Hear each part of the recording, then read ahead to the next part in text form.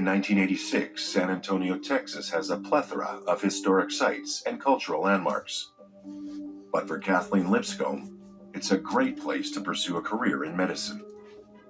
With over 700 acres of health services available, including the entire U.S. military's medical education and training centers, San Antonio's healthcare industry offers ample career opportunities for those in the medical field. Described as a caring person, Kathleen takes great pride in being a wonderful mother, along with her career as a nurse. Unfortunately for Kathleen, her greatest joy comes with its baggage. A year earlier, Kathleen is at her wit's end with husband Bill Lipscomb. Kathleen was married to Bill Lipscomb for 8 years, and during that time, they grew apart.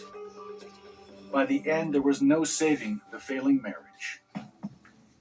Kathleen's marriage to Bill focused on his successes. As a high-ranking officer in the Air Force, Bill was always seeking perfection.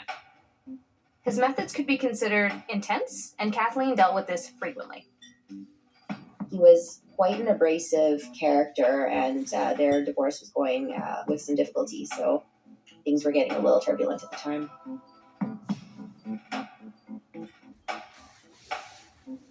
Kathleen relied on her close work colleague, Vincent Robideau, as a shoulder to lean on throughout this tough time.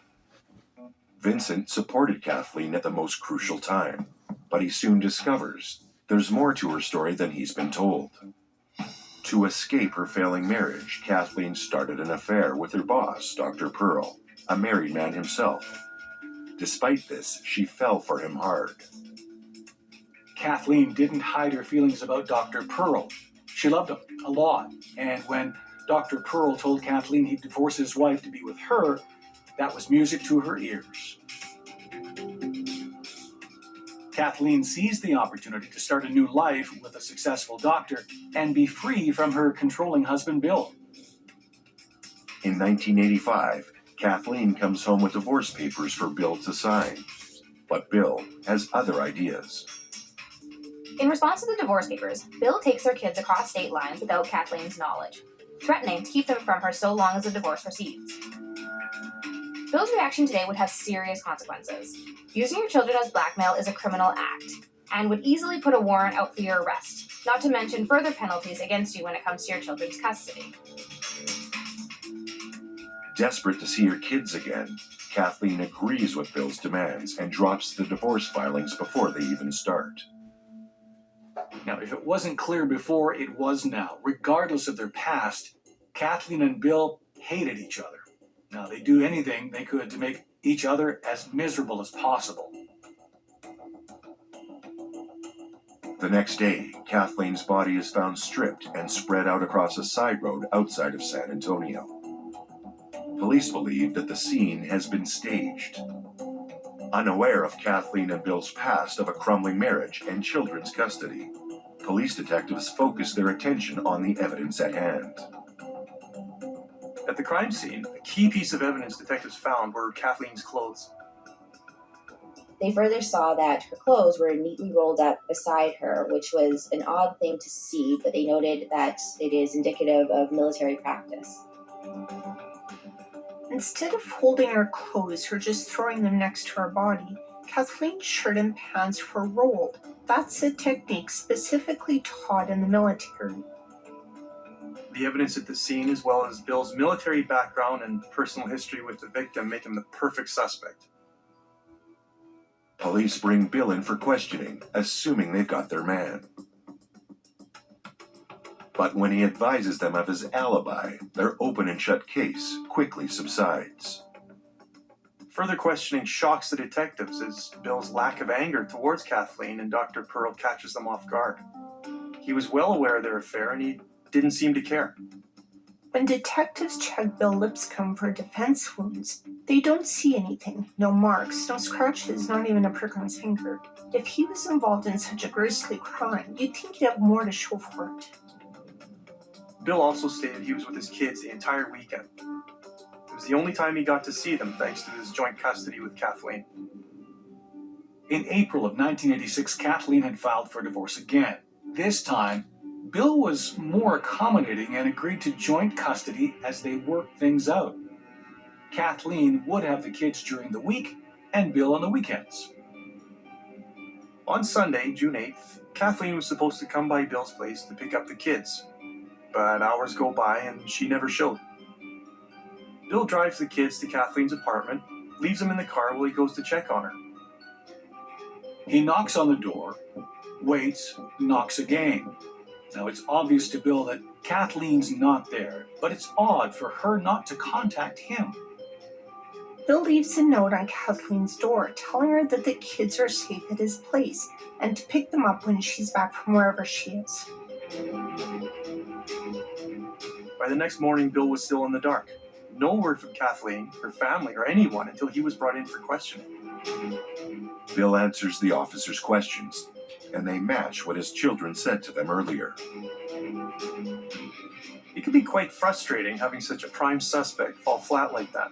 Sadly, that's the nature of the business. If there's a strong alibi and it's vouched by a witness, all we can do is move on to the next suspect and see who else fits our killer's profile.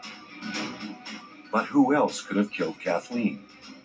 Was it her lover, her lover's wife, or someone police aren't even aware of? What if things got easier as you got older? Like healthcare. At Oak Street Health, we specialize in healthcare for older adults, with care that focuses on keeping you healthy, not just treating you when you're sick. This doctor at Oak Street was more concerned about your health, and that's what she stressed all during the conversation. She says, I'm here to get you on track and to make sure that you're as healthy as you can be. That impressed me. At Oak Street Health, instead of waiting for health problems to happen, our team works with you to prevent them in the first place. More time with your doctor means you won't feel rushed. We'll make sure you get all your questions answered and that you always have our full attention. I had diabetes and I have trouble controlling it. And so the doctor I went to always gave me a really, really hard time and everything. And we never worked on how to solve it. And I heard about Oak Street Health and I was impressed the first time I came in because they really listen to you. Here, they spend the time with you. At Oak Street Health, we specialize in caring for older adults like you. Call 855-265-7764 to schedule a visit at Oak Street Health today. In addition to doctors and nurses, your care team includes social workers, someone to help you understand your Medicare benefits, and even mental health support. What I love about Oak Street is that they take care of my body, my psychological thinking and all that. And I love that they do it together, and they really do work together. It's all part of how we make healthcare easy. Oak Street Health offers same-day or next-day appointments, and our patient support line means there's someone available 24/7 to help you with urgent healthcare issues and questions day or night. Once we got to Oak Street, as soon as you walk in, you just feel the vibe. Everybody's so friendly and just attentive, like, to your needs. So you can tell they actually care. Ready to switch to Oak Street Health? We make that easy too. We'll handle the transfer of your medical records and health history so you don't have to lift a finger. Sometimes there's two important questions you can ask yourself, and that is, are you just surviving or you're thriving? And so I feel that I'm thriving. Oak Street concentrates on each individual and what they're going through. They are a great place to go if you're a senior citizen. They're there to make sure that you're in good health. Lots of things are more challenging as we get older, but healthcare shouldn't be one of them. At Oak Street Health, we specialize in caring for older adults like you. Call 855-265-7764 to schedule a visit at Oak Street Health today. At Humana, we believe your health care should evolve with you, and part of that evolution means choosing the right Medicare plan for you. Humana can help. Hi, my name is Sam Davis, and I'm going to tell you about Medicare Advantage prescription drug plans that can provide more coverage than original Medicare, including prescription drug coverage, all wrapped up into one convenient plan. With original Medicare, you're covered for hospital stays and doctor office visits, but you have to meet a deductible for each, and then you're still responsible for 20% of the cost. Next. Let's look at Medicare supplement plans. If a service is covered under Original Medicare, then a Medicare supplement plan pays for some or all of your Medicare deductibles and the 20% co-insurance. But they may have higher monthly premiums and no prescription drug coverage. Humana Medicare Advantage prescription drug plans include medical coverage, plus prescription drug coverage, with $0 copays on hundreds of prescriptions. Most plans include $0 copays for covered preventive dental services, vision coverage that includes vision exams and a yearly allowance toward eyewear. Even hearing benefits that include routine hearing exams and coverage toward hearing aids. You can get $0 copays for in-network preventive services and $0 copays for routine vaccines. And there's worldwide coverage for emergency and urgent care when you travel. Plus, Humana also offers Medicare Advantage plans. Plans have $0 or low monthly plan premiums, and there's a cap on your out-of-pocket costs. To see if Humana plans are available in your area, simply call the number on your screen or visit our website. Licensed Humana sales agents are standing by, so call now. Humana, a more human way to healthcare. Hey, I just got a text from my sister. You remember Rick, her neighbor? Sure. He's the 76-year-old guy who still runs marathons, right? Sadly, not anymore. What? You mean... Mm-hmm. Just like that. Wow. So sudden. We're not about to have the we need life insurance conversation again, are we? No, we're having the we're getting coverage so we don't have to worry about it conversation. So you're calling about the $9.95 a month plan from Colonial Penn? I am. We put it off long enough. We are getting that $9.95 plan today. Is it time for you to call about the $9.95 plan? I'm Jonathan from Colonial Penn Life Insurance Company. Sometimes we just need a reminder not to take today for granted. It could be the death of someone you know or a health scare. That's why today could be a great day to call for free information about Colonial Penn's $9.95 plan. If you're age 50 to 85, you can get guaranteed acceptance whole life insurance starting at just $9.95 a month. There are no health questions, so you can't be turned down for any health reason. This is permanent coverage. Just pay your premiums for lifelong security. The $9.95 plan is Colonial Penn's #1 most popular whole life plan. Options start at just $9.95 a month. That's less than 35 cents a day. Your rate can never go up. It's locked in for life. Don't put it off. Take the first easy step. Call today for free information. And you'll also get this free beneficiary plan. So call now. Call 1-800-243-5651 for your free information and free gift. That's 1-800-243-5651. There's no risk or obligation. That number again is 1-800-243-5651. 1-800-243-5651. Call now. Hello, Colonial Penn?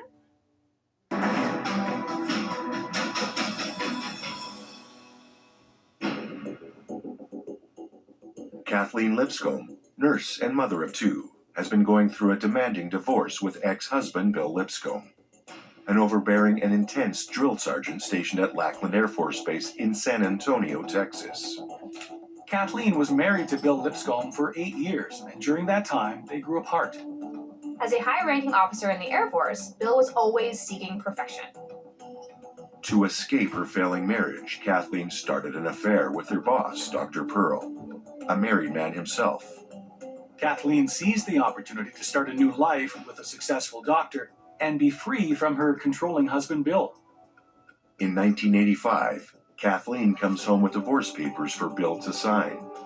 In response to the divorce papers, Bill takes their kids across state lines without Kathleen's knowledge, threatening to keep them from her so long as the divorce proceeds. Desperate to see her kids again, Kathleen agrees with Bill's demands and drops the divorce filings before they even start. On Sunday, June 8th, Kathleen was supposed to come by Bill's place to pick up the kids. But hours go by and she never showed. Bill drives the kids to Kathleen's apartment, leaves them in the car while he goes to check on her. He knocks on the door, waits, knocks again. Now it's obvious to Bill that Kathleen's not there, but it's odd for her not to contact him. Bill leaves a note on Kathleen's door telling her that the kids are safe at his place and to pick them up when she's back from wherever she is. The next day, Kathleen's body is found stripped and spread out across a side road outside of San Antonio. Police believe that the scene has been staged. The autopsy confirmed that Kathleen Lipscomb died of strangulation. Given the marks found across her neck, that checks out. The police immediately think Kathleen's husband, Bill Lipscomb, is responsible. However, Bill Lipscomb has a strong alibi, claiming to be with his kids all weekend, and has no defensive wounds to speak of. By the next morning, Bill was still in the dark. No word from Kathleen, her family, or anyone until he was brought in for questioning. At this point, with the evidence police have, they can't get focused on one specific suspect. They need to branch out and see who else can fit our killer's profile. Further investigation of the body leads the forensic team to other possible reasons for the murder. The forensic team discovered Kathleen had sex within 24 hours prior to her death. Depending on the circumstances, this could implicate the other men in Kathleen's life. After their interview with Bill, detectives have narrowed their possible suspects down to two: Dr. Pearl, the victim's lover, and Vincent Robideau, the co-worker. Dr. Pearl wasn't just Kathleen's secret lover.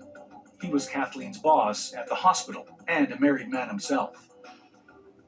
A job like Dr. Pearl's comes with a lot of pedigree and a lot of stress. People look up to and trust them with their lives and sometimes with their hearts, literally and figuratively. If Dr. Pearl's secret relationship with a subordinate goes public, it could ruin his reputation at the hospital and at home with his wife. Then there's Vincent Robideau. Vincent was Kathleen's co-worker and friend. Now, they even lived in the same apartment complex, and that's where things get fishy. The day Kathleen's body is found, Vincent just vanishes. He doesn't show up to work. He's moved out of his apartment. He doesn't even have a forwarding address for his last paycheck at the hospital. No one knows where Vincent is, and to investigators, that stands out as some suspicious behavior.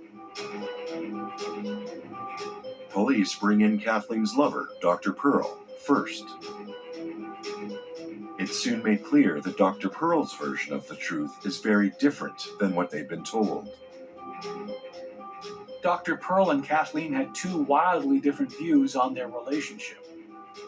Dr. Pearl admits he was with Kathleen on the weekend in question, but he was with another woman at the same time she was murdered. Dr. Pearl was known as a player around the hospital. Apparently he used the old wife-separating trick to spark many relationships with other women, even while he was seeing Kathleen. His dirty secrets may be out, but Dr. Pearl's alibi gets him off the hook for Kathleen's murder. But new evidence may change investigators' minds. A week after Kathleen's murder, police are notified of a new lead. Kathleen's missing car was found parked in a restaurant parking lot not far from her apartment. But would Kathleen's car have the evidence they need to pinpoint a suspect?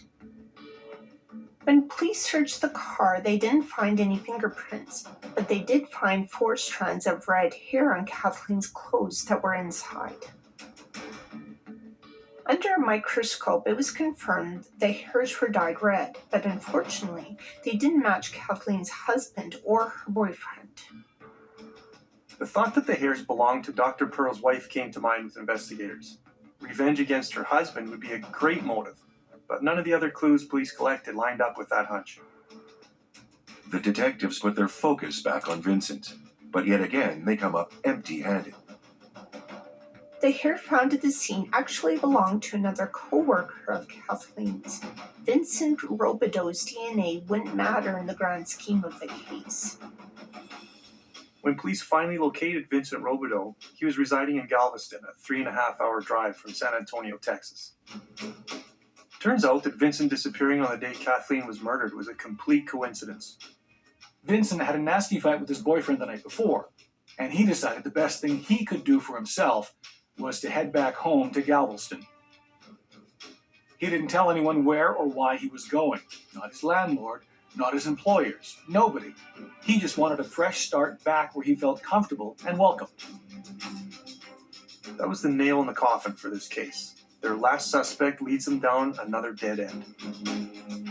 With all their suspects interviewed and resources used up, investigators come out with nothing to show for it.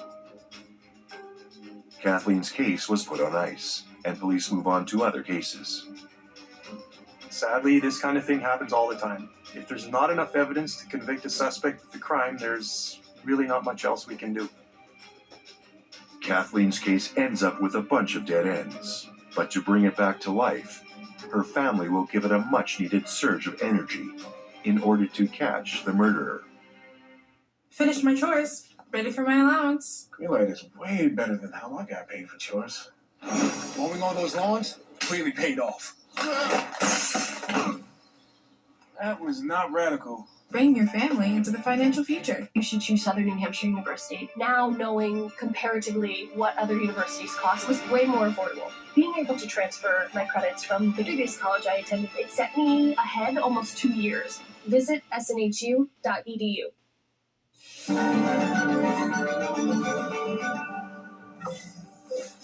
Are you sitting at home living in pain?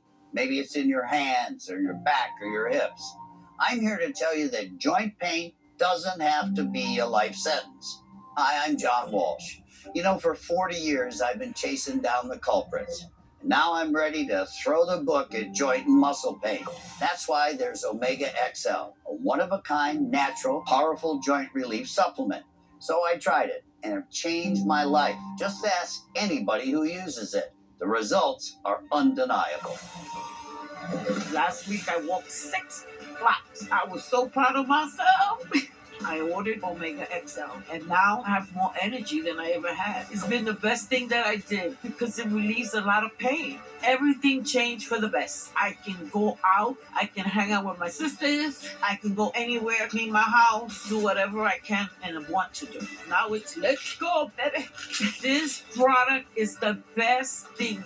You will remember what did it to you, and it was Omega XL. That's the truth, the facts, and the hope that Omega XL can bring you. Case closed. Go to OmegaXL.com/John Walsh or call the number at the bottom of your screen right now to take advantage of this special offer. Buy 1 bottle of Omega XL, get 1 free. That's 2 bottles for only $39.95. Plus, you'll also receive a bottle of Vitamin XL D3 absolutely free. And it's backed by a 60-day money-back guarantee. If you're not satisfied, just return the unused portion for a full refund of the purchase price. If you're living with joint or muscle pain caused by inflammation, try Omega XL and see the difference it can make in your life. Order now to get this special offer. 2 bottles of Omega XL plus Vitamin XL D3 for only $39.95. Act now. I avoided the mirror. I felt alone for a long time. I remember going home and praying for it to go away, not thinking it was something wrong with me. I go into a lot of things thinking it's not going to work, and I thought muesli would be the same thing, but it actually worked. More than 700,000 patients have regained their confidence with muesli's prescription treatments. When you're hopeless, and then you find other women who are in the same boat as you, you suddenly feel okay. We're going to get out of it together. That's what muesli did for me. Coming up next on True Crime Network.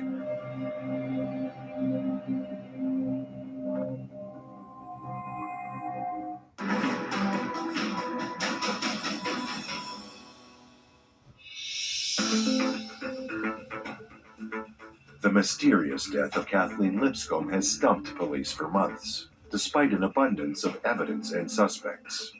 The autopsy confirmed that Kathleen Lipscomb died of strangulation. Given the marks found across her neck, that checks out.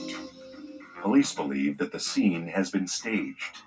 Each of their suspects, Kathleen's ex-husband Bill Lipscomb, her lover Dr. David Pearl, and hospital co-worker Vincent Robideau, have investigators running in circles. Each of the men brought in could fit our killer's profile, but it just never worked out. Due to either no evidence matching the suspects, some strong alibis, and unforeseen circumstances, none of our potential suspects fit the crime. Kathleen's case ends up with a bunch of dead ends. With no other leads to follow and little evidence left to uncover, Kathleen's case has been closed and stays that way for the foreseeable future.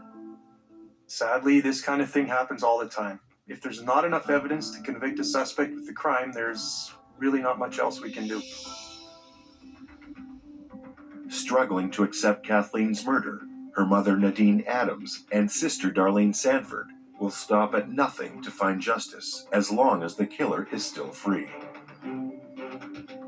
Now out of the police spotlight, Kathleen's ex-husband Bill Lipscomb gives himself and his kids a fresh start. Bill takes the kids and moves out to Virginia. Thanks to Kathleen's insurance company, Bill Lipscomb now had an extra $300,000 in his pocket through an insurance payout. He gets a new job as a master sergeant at the Langley Air Force Base. He remarries and settles down in the suburbs. Life couldn't be better for Bill Lipscomb, and that doesn't sit too well with Nadine and Darlene. From investigating Bill Lipscomb during the case, police realized that he was quite the perfectionist and known for having a bad temper. His relationship with Kathleen was rocky at best, and he was known to go to drastic measures to get what he wanted. Since the beginning, Bill Lipscomb was always the prime suspect. He had a strong motive, that being the custody of his kids, along with an intense anger issue. But the evidence that was found lines up perfectly with his military background. Bill's alibi could have been faked. He's a high-ranking officer in the Air Force and a powerful man. He might have some connections that could help him get what he wanted. Nadine and Darlene may only have a hunch, but they're driven to find out the truth for themselves. They're absolutely certain Bill Lipscomb was involved in Kathleen's murder. Instead of getting the police involved, Nadine and Darlene hire Houston private investigator Tom Bevins to take another look at the case. When Bevins gets the case, he starts his investigation at Kathleen's apartment. He's looking for some evidence, anything in Kathleen's home that could connect Bill to the murder. Bevins looks through everything Kathleen ever owned, and what he found could blow this case wide open. Bevins finds a date book. Kathleen recorded her daily interactions throughout this book and much, much more. Bevins scours the date book for any relevant information or clues. One name stands out from the rest. And with a turn of a page, the closed case finds a new suspect to bring it back to life. But the question remains, who is Shannon Gilbert? Healthcare. It's so outdated. You know what time it is? Time for change. It's time for someone else to coordinate all our care. Like a whole team. My very own team? Welcome to Oak Street Health. The doctor will see you now. I just made this appointment yesterday. Now that's more like it. At Oak Street Health, we're changing what it means to get older by changing healthcare for the better. In fact, we specialize in caring for older adults. So call today. Here, every member of your team works together to build your personal care plan and manage all your healthcare needs. That includes nurses like me, social workers, and mental health support. And of course me, her doctor. I take the notes for him, so I can spend more time listening to her. She does like to talk. What if I have medical questions late at night? Or early in the morning? We do have a 24/7 patient support line, even on weekends. Plus, we accept Medicare and can even help you understand your plan's benefits. That's quite the benefit. Gone are the days of doctors who only want to see you when you're sick. Oak Street Health focuses on keeping you healthy. Why settle for the old way of managing your health, now that there's Oak Street Health? It's time for less red tape. Better now? We even gather all of your medical records and health history. So switching to Oak Street Health is easy. Does any of this cost extra? Heck no. Well, out with the old way of aging. And in with the new. Oak Street Health specializes in helping older adults feel their best. Call 855-271-5403 to schedule your visit with the only primary care provider selected to carry the AARP name. Oak Street Health.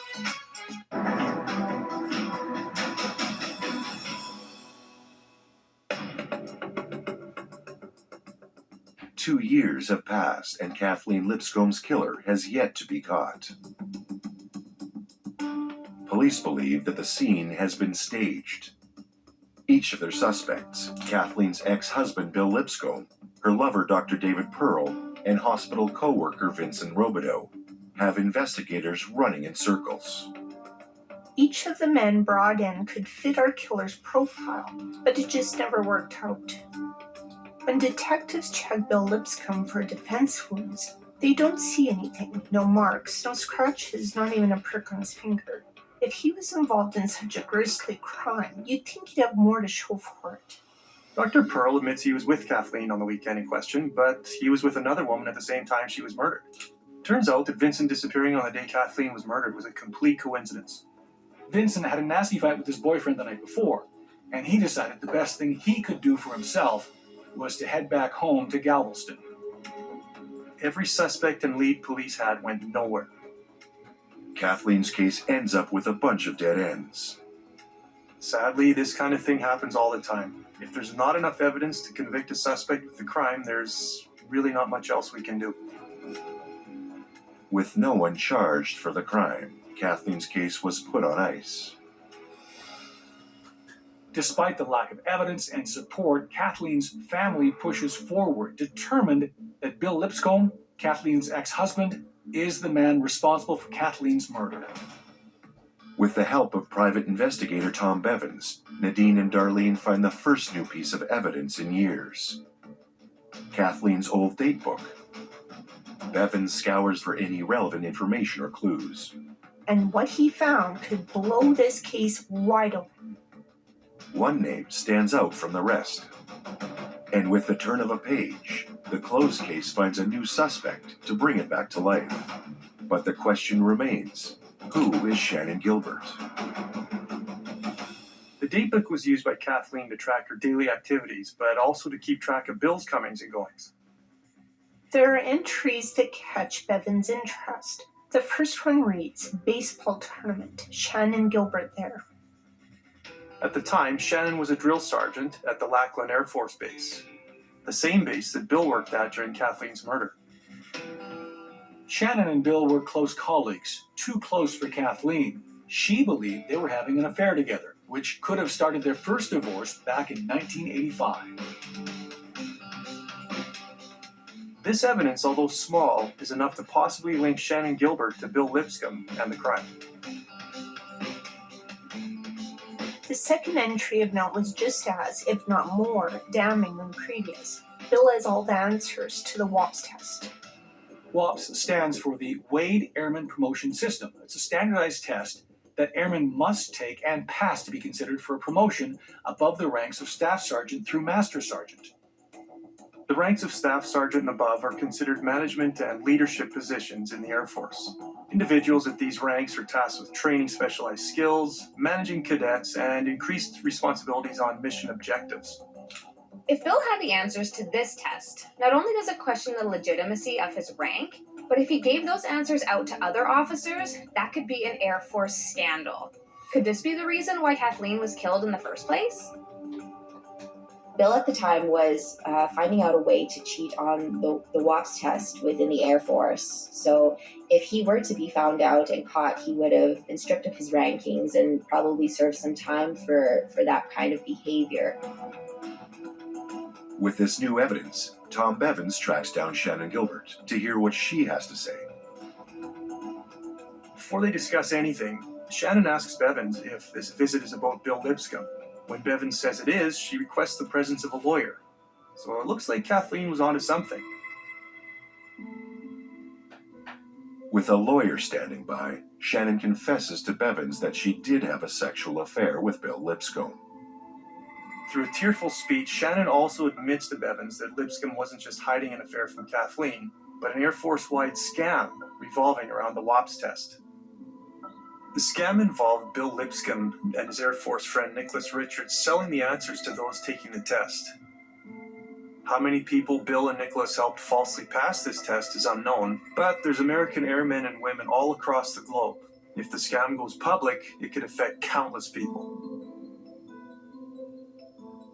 When Kathleen found out about Bill's scam, she used it as leverage to get her divorce and custody of the kids. That's why Bill didn't put up a fight the second time.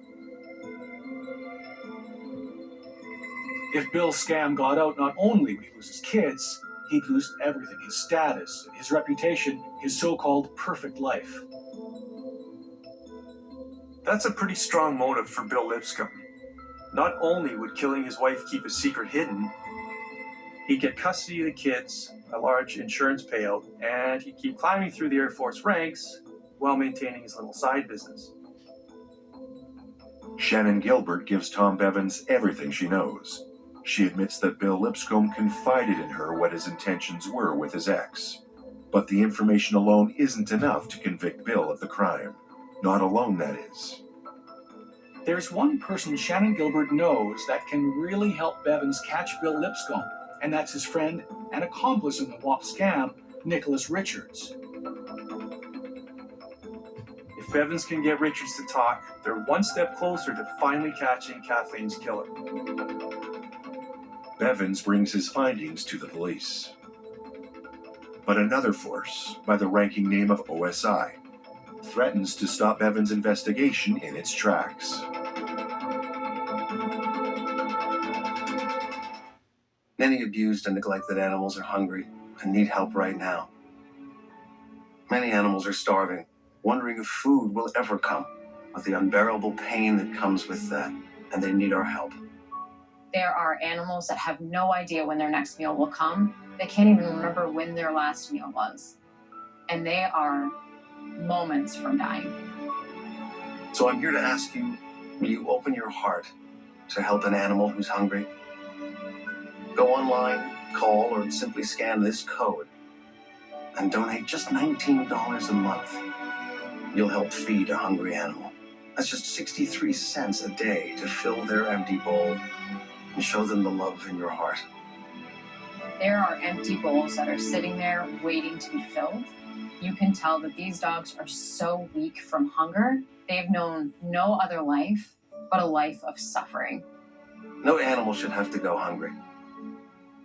And with your support today, you will help feed a hungry animal. You can fill their bowl, but you have to make your urgent life-saving gift today. Do it now, and we'll send you this welcome kit and this Animal Champion t-shirt to thank you for helping an animal today. There's always an empty bowl on the ground that should have food in it. And it's very clear from the appearance of these dogs that that bowl hasn't had food in it for a long time. We urgently need 3,000 new donors in the next 30 days. Please say you'll be one of them by signing up today. Thousands of lives are on the line, so please visit joinaspca.org, call this toll-free number, or scan the code on your screen with your support for the animals today. It's only 63 cents a day to help rescue animals who are suffering. Many can't wait much longer. So please join in the next 10 minutes. And if you do, we'll send you this free welcome kit, including our member magazine, photo of an animal who's been rescued, and this limited edition Animal Champion t-shirt.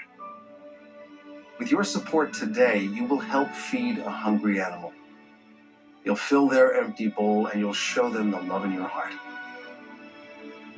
The animals are depending on you, and many can't wait another day. It's only 63 cents a day. Please go online, call, or scan before it's too late. No animal should ever go hungry, and I know you agree.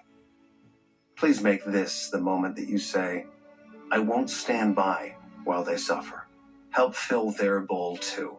Go online, call, or scan this code right now.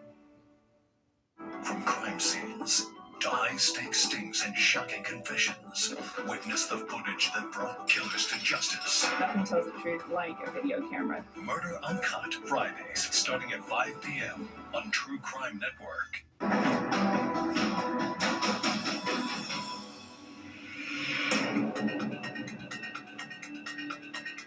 For over 2 years, Nadine Adams and Darlene Sanford, mother and sister of murder victim Kathleen Lipscomb, suspect ex-husband Bill Lipscomb is responsible. With the help of private investigator Tom Bevins, Nadine and Darlene find the first new piece of evidence in years: Kathleen's old date book. The date book was used by Kathleen to track her daily activities, but also to keep track of Bill's comings and goings. Bevins scours for any relevant information or clues. And what he found could blow this case wide open. There are entries that catch Bevins' interest. The first one reads, baseball tournament, Shannon Gilbert there. Shannon and Bill were close colleagues, too close for Kathleen. She believed they were having an affair together. The second entry of note was just as, if not more, damning than the previous. Bill has all the answers to the WAPS test. If Bill had the answers to this test, not only does it question the legitimacy of his rank, but if he gave those answers out to other officers, that could be an Air Force scandal. Could this be the reason why Kathleen was killed in the first place? Since the beginning, Bill Lipscomb was always the prime suspect. Not only would killing his wife keep his secret hidden, he'd get custody of the kids, a large insurance payout, and he'd keep climbing through the Air Force ranks while maintaining his little side business. After finding a new lead, they're close to proving their theory right. Thanks to Kathleen's date book, all of Bill Lipscomb's dark secrets have been brought into the light. Shannon Gilbert's confession provided a lot of answers as to why Bill Lipscomb would want Kathleen killed. But that's just circumstantial evidence. Tom Bevins needs some hard, physical evidence to back up Shannon's story, and the person that would have these answers is Bill's friend and WAP scam accomplice, Nicholas Richards. But before Bevins can talk to Richards, an outside source threatens to take Bevins' case right out of his hands. The Office of Special Investigations. The Office of Special Investigations is like the Air Force's version of the FBI. Now, if there's a serious crime, a terrorist threat, or a serious offense committed within or targets those associated with the Air Force, these officers will be involved in the investigation. Once word of Bill Lipscomb's WAP scam came to light, it was only a matter of time before the OSI got involved in Kathleen's case. Instead of taking over the case, the OSI worked alongside Tom Bevins and the police for the remainder of the case, giving some much-needed support and invaluable resources. Now, with everyone on deck to help put Bill away, Tom Bevins can go see if Nicholas Richards is just as eager to cooperate. Fortunately for our investigators, Richards is more than willing to tell his side of the story.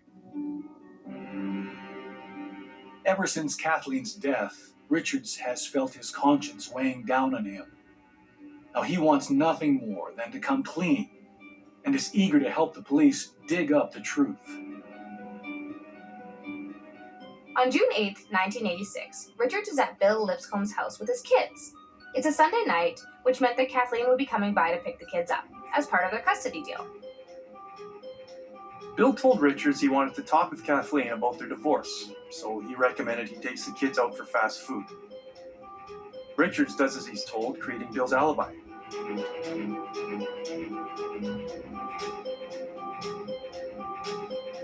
When Kathleen stops by Bill's house to pick up the kids, she's not pleased to hear they're not there.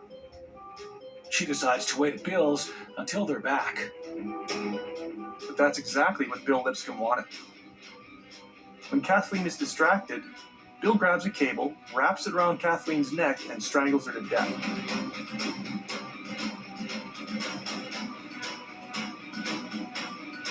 With his kids coming back any second, Bill hides Kathleen's body inside his heater chest, which explains the strange state her legs were in when police found her.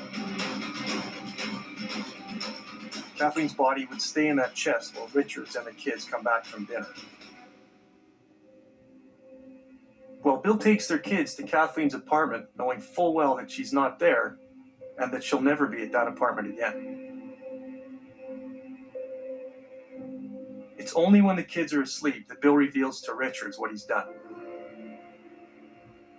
Kathleen had to die in Bill Lipscomb's mind. She knew about the scam. And she was using that to take his kids away. This was the only way. Richards tries to flee. He's seen too much, but Bill won't let him leave. And if Richards wants to stay on Bill's good side, he's got to help his old friend out one more time. Richards was actually involved alongside Bill in the WAPS scam that they were concocting together, so he had reason to help in this scenario to make sure that Kathleen was kept quiet. Under Bill Lipscomb's orders, Nicholas Richards takes Kathleen's body and dumps it outside of town. What Bill doesn't know is that Richards kept the chest and stored Kathleen in it. And that chest holds a sample of DNA that perfectly matches Kathleen's blood. If Richards is telling the truth, police have the evidence to finally convict Bill with Kathleen's murder. But to secure a conviction, they need Bill to admit to his crime. The Office of Special Investigations makes a deal with Richards. Talk with Bill Lipscomb while wearing a wire and gain immunity from any criminal charges. Richards happily agrees and sets up a meeting.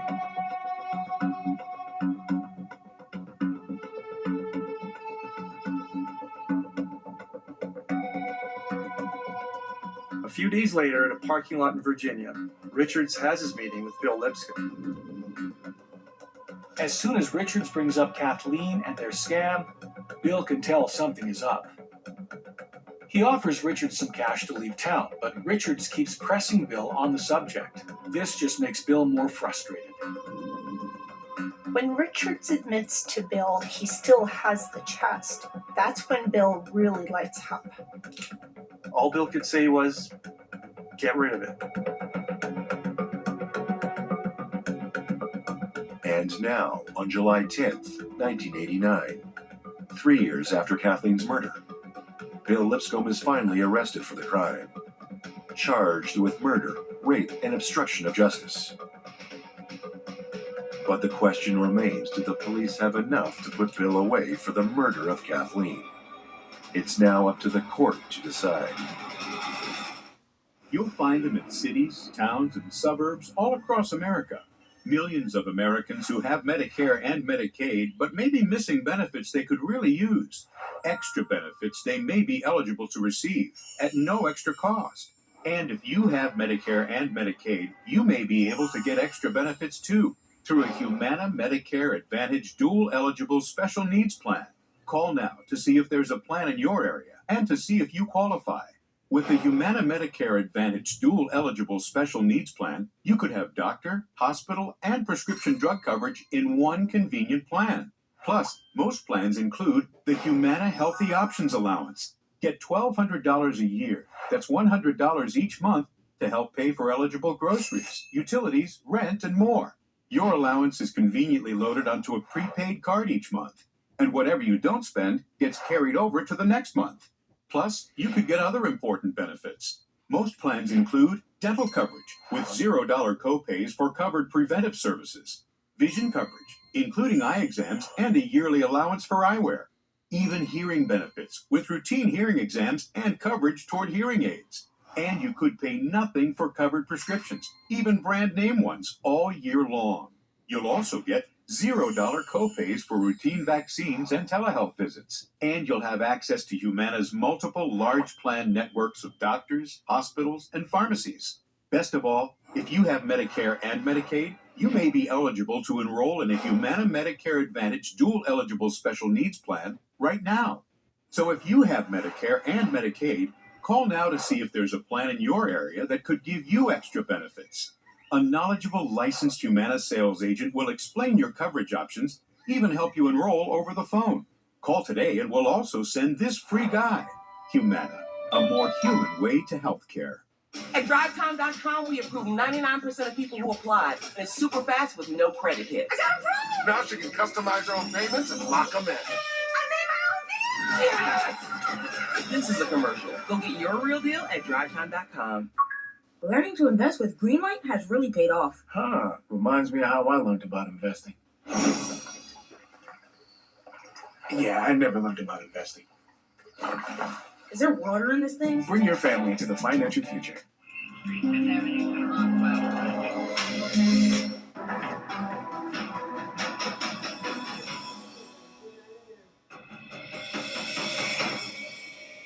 For the past 3 years, the family of Kathleen Lipscomb has suspected Kathleen's ex-husband, Bill Lipscomb, was the man responsible for this crime.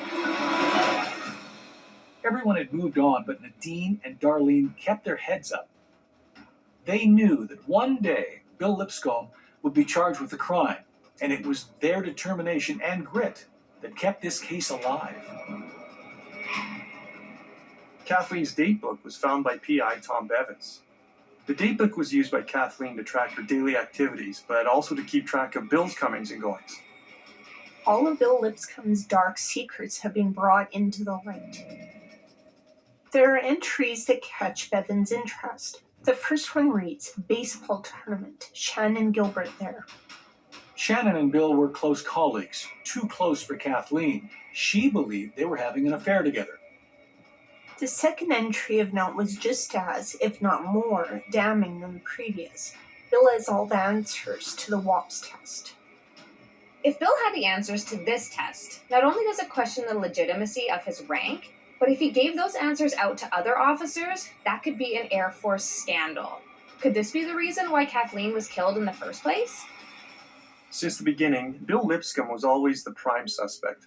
Not only would killing his wife keep a secret hidden, he'd get custody of the kids, a large insurance payout, and he'd keep climbing through the Air Force ranks while maintaining his little side business.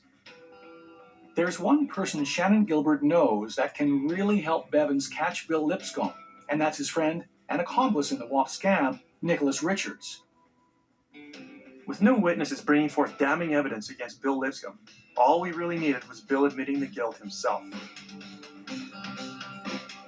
With the help of Bill's accomplice, Nicholas Richards, authorities get Bill Lipscomb's confession recorded to use in court. As soon as Richards brings up Kathleen and their scam, Bill can tell something is up. He offers Richards some cash to leave town, but Richards keeps pressing Bill on the subject. When Richards admits to Bill he still has the chest, that's when Bill really lights up. All Bill could say was, get rid of it. On July 10th, 1989, Bill Lipscomb is finally arrested for Kathleen's murder. He's also charged with rape and obstruction of justice. Because Bill Lipscomb is a serviceman in the Air Force, he'll be tried in military court through a court-martial. A court-martial is similar to a criminal trial in civilian court, but is governed by the Uniform Code of Military Justice, a set of laws and legislation specifically made for current and retired service members. Bill Lipscomb faces trial in a general court, the highest level the accused can be tried in a court-martial case. But before the court-martial begins, Lipscomb is entitled to an Article 32 investigation. This type of hearing is similar to a preliminary hearing, where the judge goes through the evidence provided, wanting to determine if there's enough evidence and probable cause to convict Bill of the crime and move on to a trial. This is also the time for Bill and his defense team to bring their own evidence to the judge and present Bill's testimony. Facing the death penalty for his crimes, Bill Lipscomb confesses to all the charges against him. Bill reiterates that on the night of Kathleen's death, she was there going through their belongings, waiting for their kids to come home. Ever since she learned the truth about the scam, she'd been using it to blackmail Bill out of seeing the kids. Enough was enough, and Bill lost control. While Kathleen was distracted, Bill strangled her with a cable, dragging her back to his bedroom before raping and finally killing her.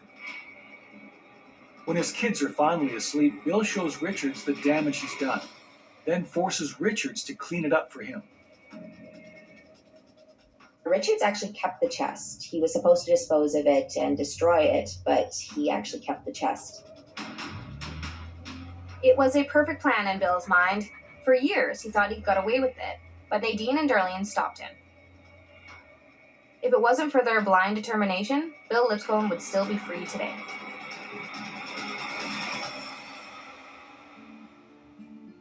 On August 22nd, 1990. Bill Lipscomb escapes the death penalty, but is sentenced to life in prison instead. Through a plea deal, Bill will serve no more than 60 years behind bars. His military rank is severely reduced, and he is dishonorably discharged from the military. For his help in the case, no charges are laid against Nicholas Richards. After years of grief, he's finally able to move on. Shannon Gilbert is also free from any charges. She has since changed her name and is in the Witness Protection Program.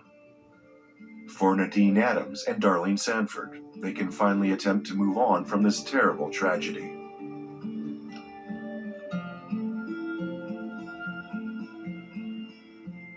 Finally, after 3 years of investigation and a year at trial, the monster that is Bill Lipscomb has been finally caught.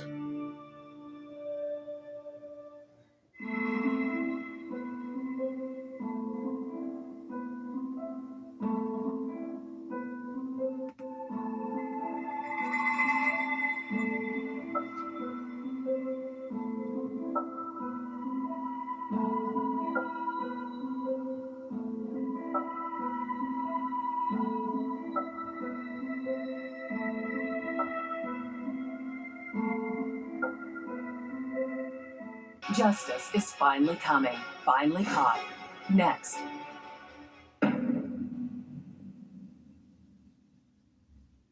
Robert Samuels and his wife Mary Ellen live in a comfortable home on Bahama Street in Northridge, a suburb of Los Angeles. He's a Hollywood motion picture camera assistant. He's also a family man who provides well for his wife and adopted daughter. But on December 8th, 1988, Robert Samuels is ambushed in the hallway of his home by an intruder and shot in the back of the head with a 16-gauge shotgun. His wife Mary Ellen has been trying to reach him. She's left more than one message. On the evening of the following day, December 9th, Mary Ellen and her daughter Nicole discover Robert's lifeless body. It would be a horrific sight for them to stumble upon due to the graphic nature and it being someone they love. They make a frantic call to 911. The Los Angeles Fire Department responds to the emergency call. With little to go on in the way of clues at the scene, the first question on the investigator's mind will be, did Robert Samuels have any enemies?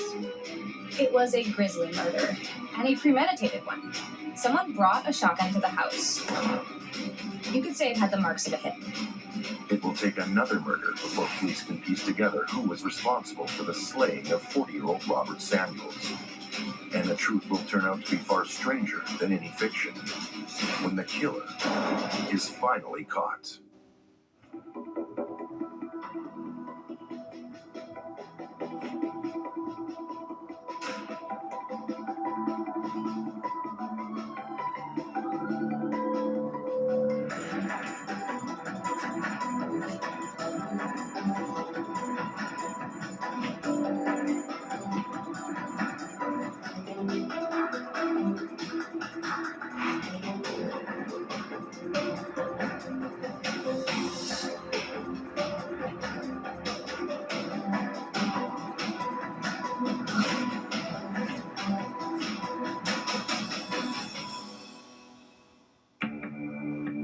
Robert Samuels was born in Craven County, North Carolina, but moves with his family at the age of 7 to Santa Ana, California. He grows up a few doors down from the Gurnick family. Their daughter, Mary Ellen, is a year younger than him. Mary Ellen Gurnick and her future husband actually grow up together as kids in Santa Ana. Although there's no romance throughout their younger years, they're cordial to one another and remain friends.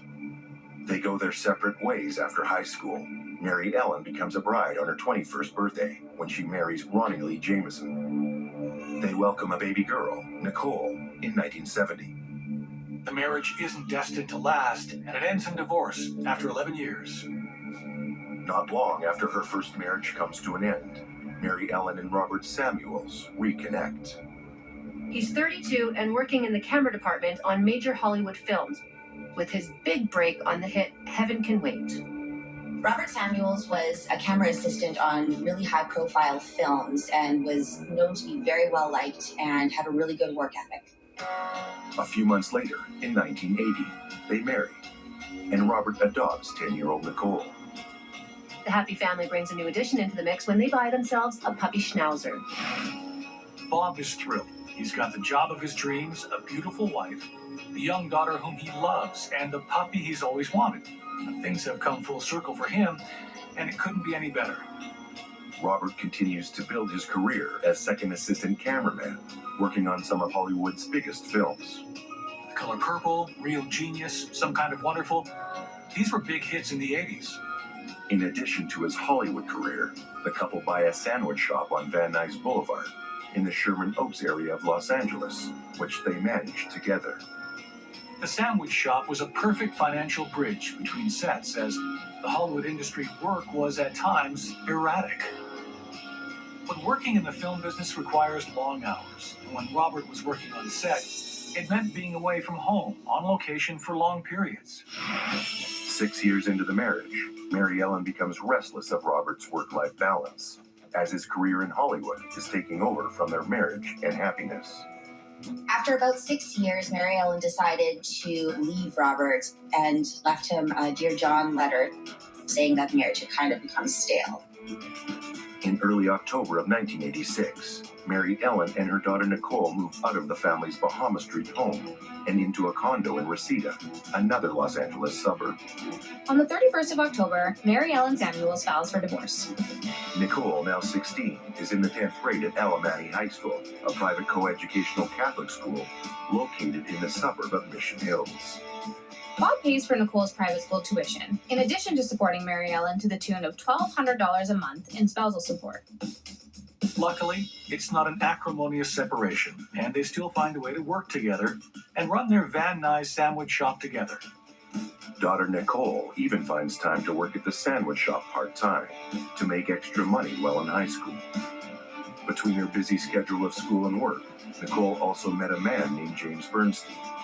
He treated her like an absolute goddess, so they got together and were together for a while. One could say James Bernstein wasn't the most honest person. He even carries a business card that says specialist. James and Nicole hit it off, and since then he's been stopping by the sandwich shop to see her. By the end of the year, they're dating. He's 24, she's 16. Nicole confides the news to her best friend at school, Selena Crow. Best friends tend to have things in common. Nicole and Selena are alike on so many levels, including the fact they're both dating older men. Selena's boyfriend is named David Navarro.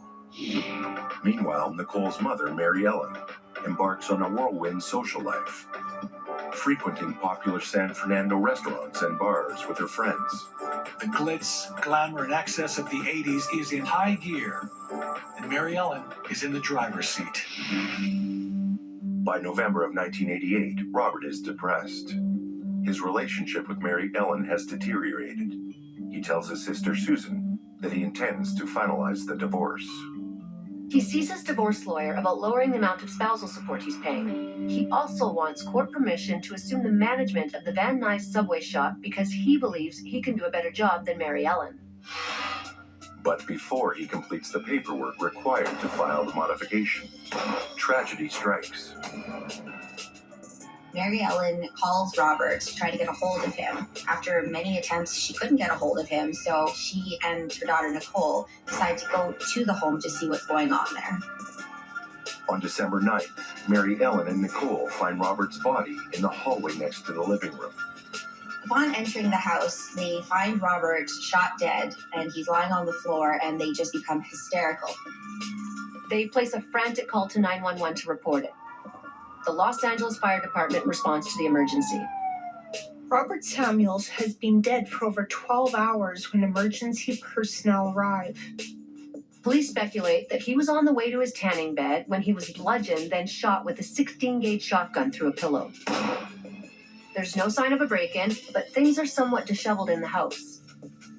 Mary Ellen is questioned by police that same night. She tells them she and Nicole found Robert dead on the hall floor when they arrived at the house to drop the family dog off for the weekend. After separating, they agreed to share custody of their pet schnauzer. She tells police she'd left Bob messages on the answering machine, letting him know that she would be bringing the dog over. If he was working on a film, she wouldn't necessarily be surprised if she didn't hear back from him. Police find no reason to detain Mary Ellen. She is free to go. 2 days later, the press reports Bob's murder, stating police are looking for a suspect and a motive in the case. A month goes by. Police receive a phone call from the insurance company holding Robert's life insurance policies. They want to know if Mary Ellen is a suspect in the death of Robert Samuels. The police tell them she's not a suspect in the case. Mary Ellen stands to inherit $500,000 from Robert's estate. $500,000 in 1988 is the equivalent of roughly $1.2 million today. Nicole and Mary Ellen move back into the Bahama Street house. And Mary Ellen soon embarks on a spending spree. She puts down $50,000 cash on a $72,000 white Porsche. She buys herself a fur coat and custom-made clothing from a shop in West Hollywood called Trashy Lingerie. She even starts using limousines to go bar hopping. She's back to her high-paced lifestyle, but this time she's flaunting the money she's brought with her. In February of 1989, approximately 2 months after Robert's death, Jim Bernstein meets David Navarro through Nicole. The two men become friends. In fact, they become partners as small-time cocaine dealers in Sherman Oaks. Mary Ellen has a new friend too. She meets a music producer named Dean Groover in a nightclub. Within weeks, he moves into her Bahama Street house. Mary Ellen and Groover take several trips to Vegas together. Mary Ellen even throws herself an extravagant 40th birthday at the Knollwood Country Club before her and Dean Groover continue to travel. Mexico is their favorite destination, in addition to Vegas. She purchases a condo in Cancun for $130,000 and is spending money like there's no tomorrow. As her mother gallivants to various sun destinations, Nicole and Jim Bernstein have been dating for over a year. He's head over heels in love with her. He'd do anything for her. They become engaged. Then, at the end of June, at the peak of their happiness, Bernstein disappears without a trace. Until July 23, 1989, when his bodily remains are found, raising numerous questions as to why there's a second death surrounding the family and friends. Hi, my name is Damian Clark. And if you have both Medicare and Medicaid, I have some really encouraging news that you'll definitely want to hear. Depending on the plans available in your area, you may be eligible to get extra benefits with the Humana Medicare Advantage Dual Eligible Special Needs Plan. Most plans include the Humana Healthy Options Allowance. Get $1,200 a year. That's $100 each month to help pay for eligible groceries, utilities, rent, and over-the-counter items like vitamins, pain relievers, first aid supplies, and more. The Healthy Options Allowance is loaded onto a prepaid card each month, and whatever you don't spend carries over from each month. You can pay nothing for covered prescriptions all year long, even name brand drugs. All plans have $0 copays for covered preventive dental services, which include 2 free cleanings a year, as well as fillings. They may also have vision coverage, including vision exams, and a yearly allowance towards eyewear, such as lenses or contacts. Even hearing coverage, which includes routine hearing exams and coverage towards hearing aids. You'll even have a $0 copay for routine vaccines and telehealth visits. Plus, your doctor, hospital, and pharmacy may already be part of our large Humana networks.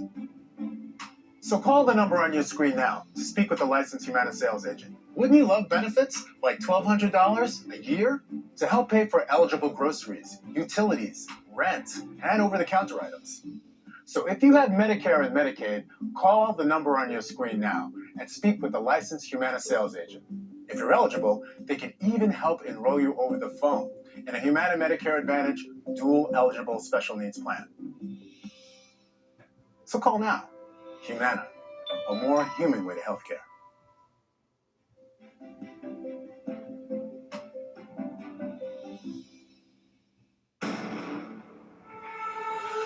It's time to stop suffering. I lost 23.6 pounds and I feel amazing. It's like my body isn't fighting me anymore. Belvital is the only comprehensive approach that really addresses the main lifestyle contributors to hormonal imbalance. From your 20s to your 60s, you deserve to feel your best. Watch how Belvital will change everything.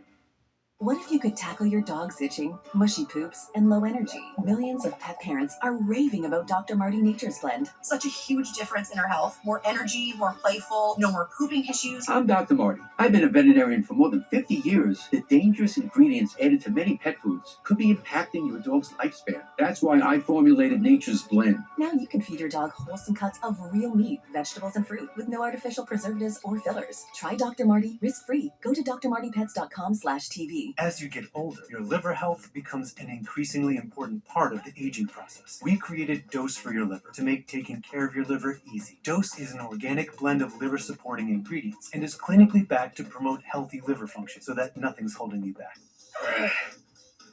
One more rep to go, buddy. Emmett Smith. You know it, and I know you missed another game. I want to watch, but TV is so expensive. Get a Tablo device and you can watch live sports for free. It sounds like fantasy football. No, it's Tablo. You can pause, record, and rewind so you'll never miss a play. You need to hurry up and get it today. Okay. You always rushing? Tablo. Learn more at tablotv.com. It's not fantasy. It's a smart play. Honey, you were so right. I listed this in less than a minute. I told you listing on Poshmark was quick and easy. Oh, I sold my black tote and my slip dress. Let's go get mani-pedis. Ooh, thanks, Mom. Thanks, Poshmark. Want extra cash? It's easy with the Poshmark app. Download to start selling today.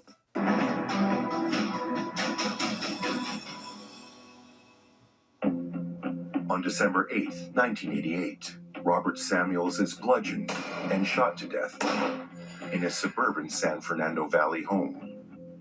His widow, Mary Ellen, inherits a substantial estate upon Robert's death, $500,000. She doesn't waste any time starting to spend it. Within weeks of Robert's death, she acquires a new boyfriend who moves in with her, and they take numerous trips to Las Vegas and Mexico. Simultaneously, her daughter Nicole has finished her senior year of high school and is engaged to James Bernstein.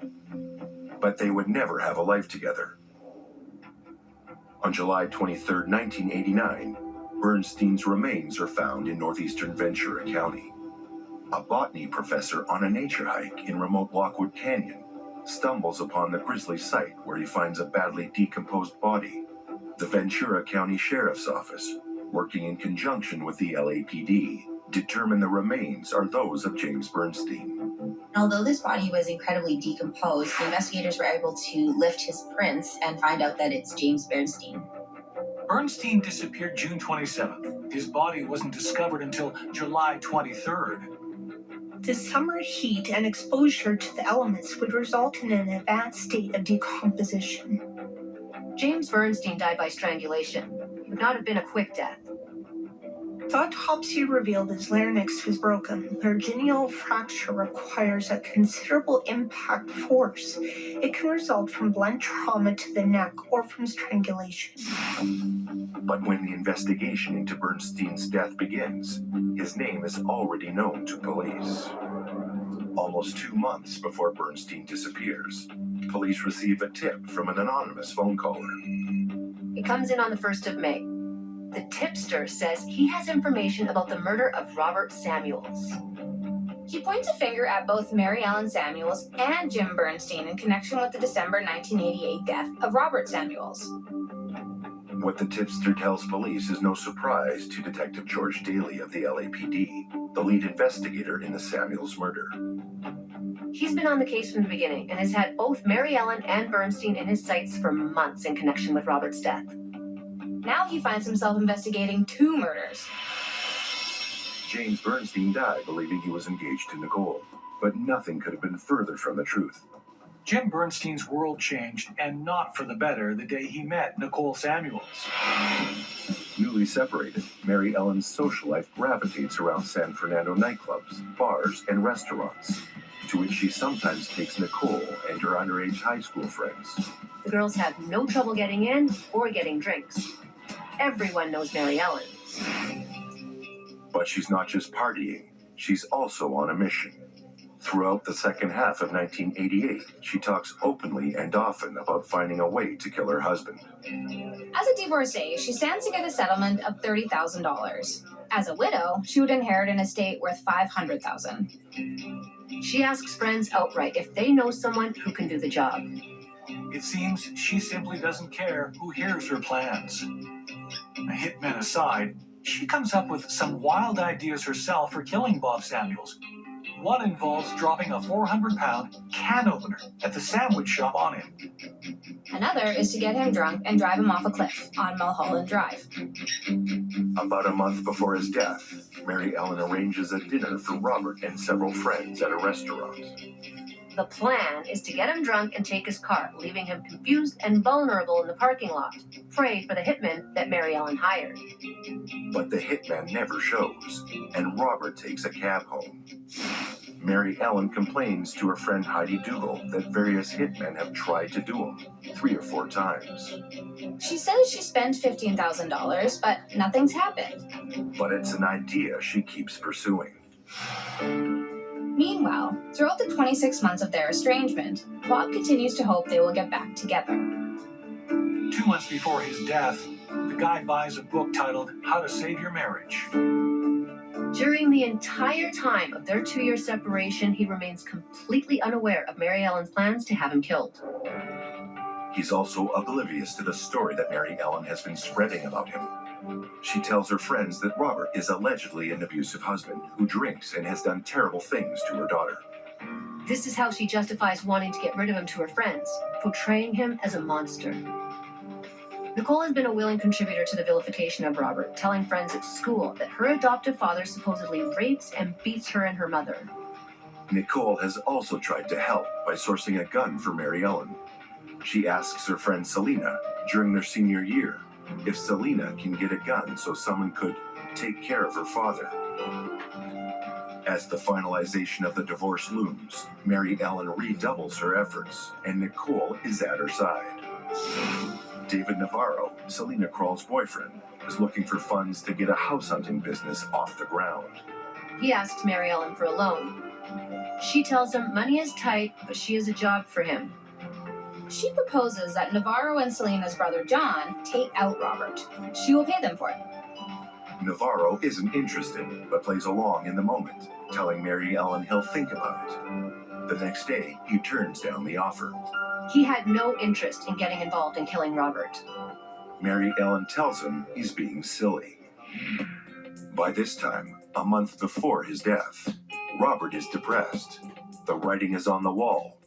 Finally giving up on the marriage, he goes to see his divorce lawyer. But now Mary Ellen has a solid plan in place. Several months earlier, Mary Ellen tells Nicole's boyfriend James Bernstein that allegedly Robert abused Nicole for years, and that it began at the age of 12 when he raped her. Bernstein believes it, Nicole reinforces it. He comes to believe Robert is a monster. The 2 women have him completely brainwashed. By November, Bernstein can't endure the idea of what Nicole has suffered any longer. He says he wants Samuels taken care of permanently. He asks his boss, Charles Mandel, if he knows the name of a hitman. Mandel gives him Mike Silva's name and number. On the 7th of December, Mary Ellen tells her close friend Anne Hamley that she intends to find her husband dead in 2 days. To bolster her story about dropping off the dog at Robert's, Mary Ellen leaves messages on his answering machine saying she'll be coming over. Mary Ellen finally succeeds in ridding herself of her husband, but she never thinks about the one major loose end she'll need to contend with. What if things got easier as you got older? Like healthcare. What if you could find great healthcare without the hassles? A place that understands your unique needs that's close to home. At Oak Street Health, we specialize in healthcare for older adults, with care that focuses on keeping you healthy, not just treating you when you're sick. I've been playing the piano since I was 8. I've been directing choir since I was 13. I teach music. I also am a band driver for an after-school program. Oak Street was a new facility. When I went to I was in the best of shape at all. I hadn't been taking my meds. I went back to do blood work, and that's when I found out that my blood sugar was like 509. I did not know that, my blood sugar was that high. This doctor at Oak Street was more concerned about your health, and that's what she stressed all during the conversation.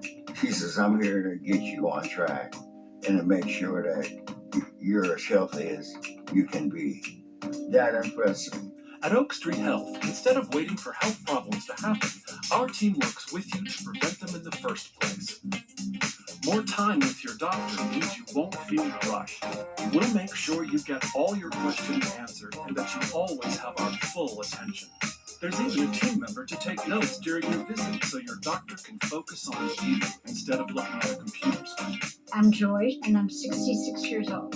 I had diabetes, and I have trouble controlling it. The doctor I went to always gave me a really, really hard time and everything. We never worked on how to solve it. And I wanted to try something different. And then I heard about Oak Street Health, and I was impressed the first time I came in because they really listen to you. Here, they spend the time with you. They ask all questions when you're, like wanting to know where you're at. We go beyond what you find in most primary care offices, starting with an entire team that understands the needs of older adults. In addition to doctors and nurses, your care team includes social workers, someone to help you understand your Medicare benefits, and even mental health support. At Oak Street Health, we specialize in caring for older adults like you. Call 1-855-268-6148 to schedule a visit at Oak Street Health today. What I love about Oak Street is that they take care of my body, my psychological thinking and all that. And I love that they do it together, and they really do work together. When I came in, I was really sad. They felt that I was just really, really depressed. And so they wanted to make sure that I was okay. And so they gave me somebody to talk to. I used to beat myself up all the time. I don't do that anymore. I don't go, oh, you're so stupid. I might say I'm silly. It's all part of how we make healthcare easy. Oak Street Health offers same-day or next-day appointments, and our patient support line means there's someone available 24/7 to help you with urgent healthcare issues and questions day or night. We also coordinate all of your healthcare. So if you need a specialist, we'll help you find the right person and work with them to manage your care. So once we got to Oak Street, as soon as you walk in, you just feel the vibe. It's a great vibe as you walk in, and everybody's so friendly and just attentive, to your needs. So you can tell they actually care. We're more than a doctor's office. We also offer a wide range of community events and activities like bingo, yoga, line dancing, and educational workshops where you can socialize and connect with friends and neighbors. Ready to switch to Oak Street Health? We make that easy too. We'll handle the transfer of your medical records and health history so you don't have to lift a finger. Sometimes there's two important questions you can ask yourself, and that is, are you just surviving or you're thriving? And so I feel that I'm thriving. Oak Street concentrates on each individual and what they're going through. They are a great place to go if you're a senior citizen. They're there to make sure that you're in good health. Lots of things are more challenging as we get older, but healthcare shouldn't be one of them. At Oak Street Health, we specialize in caring for older adults like you. Call 1-855-268-6148 to schedule a visit at Oak Street Health today. Coming up next on True Crime Network.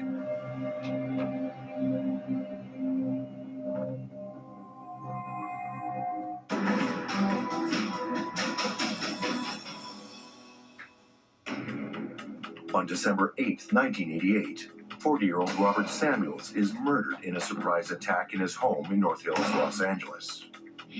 His wife and daughter find his body in a hallway of his house and call 911.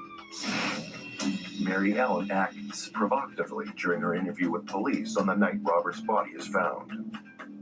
She rubs the head of one of the detectives, declaring, "I like bald guys." Her behavior must strike them as bizarre. She just found her husband dead on the floor. Whatever they think, they have to let her go. They have no reason to detain her. After Bob's death, none of Mary Ellen's friends who know about her plotting and planning to get rid of him go to police. Those who knew what Mary Ellen has done could very well be afraid for what she might do to them. She was obviously a very dangerous woman. By April, 4 months after Robert's death, Mary Ellen feels Bernstein has now become a liability, one she needs to do something about. She tells Hambly she wants Bernstein killed because she fears he will go to the police and disclose her involvement in Robert's murder. Hambly tells Mary Ellen she might be able to help. And Hambly introduces Mary Ellen to her live-in boyfriend, Paul Gall. Gall is a 26-year-old roofer from Sylmar. Mary Ellen tells Gall that Bernstein is blackmailing her and that he sells drugs to children. Gall tells her that his brother had been killed by drug dealers and that he's angry about it. Mary Ellen offers to pay him $5,000 to get rid of Bernstein, and will also forgive a loan she's made to Anne Hambly as part of the deal. She tells him she will be departing for Mexico and wants the job done before she comes back. When Mary Ellen's lavish spending begins within a few weeks of Robert's death, it does not go unnoticed by Daly. Over the weeks since Robert's death, his investigation has come to encompass both Mary Ellen and James Bernstein, but he still lacks evidence that would lead to an arrest. He's about to get a major break. An anonymous caller tells Officer Daniel Beerer he has information related to Robert Samuel's murder. At this point, they didn't know who the caller was, but it's later revealed to be Navarro. He says he was with Jim Bernstein when Bernstein received a message on his pager. It's the phone number for Mike Silva, the hitman Bernstein's boss had recommended to him. Bernstein tells Navarro he has to leave to see Silva, referring to him as the hitman. The anonymous caller gives Beerer Silva's name and phone number. He also points a finger at Bernstein and Mary Ellen in connection with Robert's death. He gives police a verse so they know it's him the next time he calls. A rose is a rose, but the nose always knows. George Daly gets search warrants for Bernstein's apartment in Sherman Oaks and for the house on Bahama Street. Police search Mary Ellen's house the same day, but they don't find evidence related to Robert's murder at either location. At this point, Nicole is engaged to James Bernstein. He bought a $25,000 life insurance policy, naming her as the beneficiary. She's also engaged to another man. She wears 2 engagement rings, switching them from one hand to the other, depending who she's with. Jim Bernstein has no idea she's seeing someone else. She's been playing him all along. Bernstein confides in Navarro that he and Mike Silva killed Robert Samuels. He says Mary Ellen paid him. He skimmed money off the top for himself and then gave the balance to Mike Silva. He also tells Navarro that Mary Ellen wanted her husband killed for insurance money. By June, Bernstein is remorseful about his role in Robert's death. He tells a friend he's afraid of being caught. He calls his boss, Matt Rue, and starts to talk about how the police are after him and that he's feeling uncomfortable and shaken by it. He wants to confess his involvement and he wants to move out of the area. He feels the police are closing in on him. Doing whatever it takes to avoid being captured, Bernstein moves in with Anne Hambly and Paul Gall, at Mary Ellen's suggestion. He's unaware he's just moved in with one of his killers. Paul Gall solicits his friend, Daryl Edwards, to help him murder Bernstein. On the morning of June 27, 1989, they meet at a bar to go over their plan to lure Bernstein to a remote area near Fraser Park. They separate and plan to meet at Anne Hambly's later in the day. Gall decides to drink alone throughout the day. He takes nearly 30 to 40 cans of beer to get drunk enough to follow through with the plan. Gall returns drunk to Hambly's house between 5 and 6 p.m. Bernstein's there since he's been living at the house for a while. Edward arrives a couple hours later, and he and Gall propose that Bernstein drive with them up to Fraser Canyon to rob some drug dealers they know of. At first, Bernstein is uncertain, but he's curious and wants more information. Eventually, he agrees. Gall, Edwards, and Bernstein head out of town in Mary Ellen's convertible, a Toyota Celica with vanity plates that read NASTVXN for Nasty Vixen. Bernstein is unaware this car ride is going to be his last trip outside of the city. If you're turning 65 or retiring and will be covered by both Medicare and your state's Medicaid, here's something important to know. A United Healthcare Dual Complete plan could get you more for your Medicare dollar. To find out if you or someone you care about is eligible, it's easy. Call now to talk with one of our Medicare plan experts who can help answer your questions. Medicaid gives you benefits, and Medicare gives you some too. But a Dual Complete plan can help you get more of the extras you love, with benefits built to be used. You'll have prescription drug coverage, as well as $0 annual physical exams, lab tests, and preventive care, and rewards for healthy activities. And to make things easier, there's the United Healthcare U-Card. It's your member ID and so much more. Use it to help pay for over-the-counter products and healthy food. All for a $0 monthly plan premium. If you're turning 65 or retiring and will have these two cards, you could get a Dual Complete plan. So call now to talk with us. Our Medicare plan experts can help find the right coverage for you. We know healthcare can be confusing. United Healthcare can help straighten things out. And with over 45 years of experience, count on us to be there when it matters. With Dual Complete, you'll have access to a large network of Medicare Advantage doctors and specialists, plus prescription coverage, and a U-Card to use to help pay for over-the-counter products and more. All for a $0 monthly plan premium.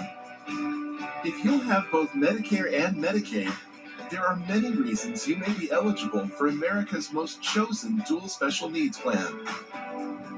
Call or click to connect now and see how you can get coverage you can count on with the United Healthcare Dual Complete plan.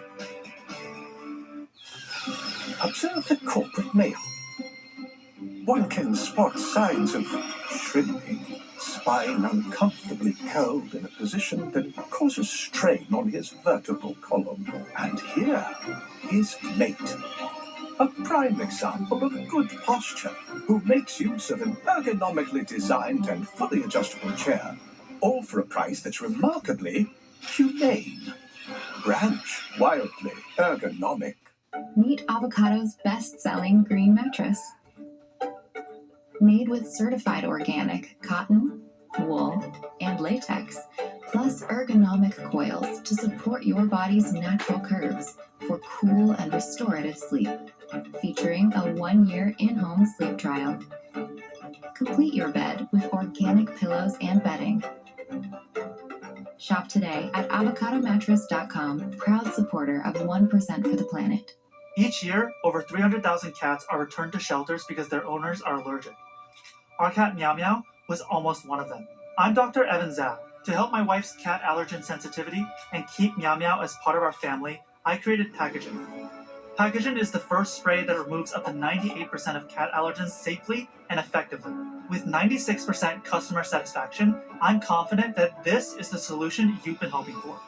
Go to Packagin.com to experience the difference for yourself.